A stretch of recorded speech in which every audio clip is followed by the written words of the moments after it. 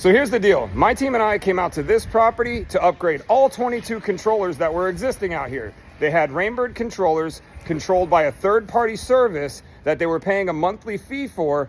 That third-party service was telling the controller what the weather conditions were going to be for the next day. Does that sound familiar? Kind of like that one right there behind me?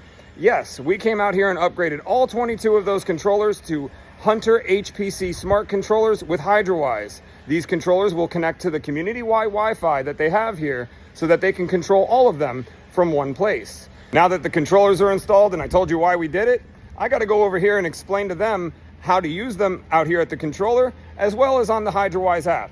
Let's go do that. This has to be my favorite part of installing Hydrawise controllers.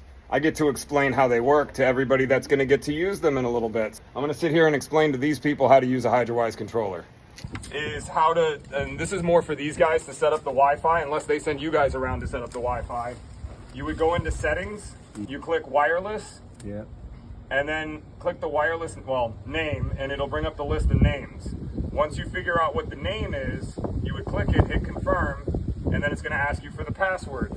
And I don't have my pen on me, but use a ballpoint pen to put the password in. It's a lot easier than trying to use your big fat finger right now. Okay. This controller is only capable of operating one zone at a time, so there will only ever be one on at a time. So I'm not going to use the other zones as examples because I don't know if we're standing in zone 2 and I don't want to get us wet.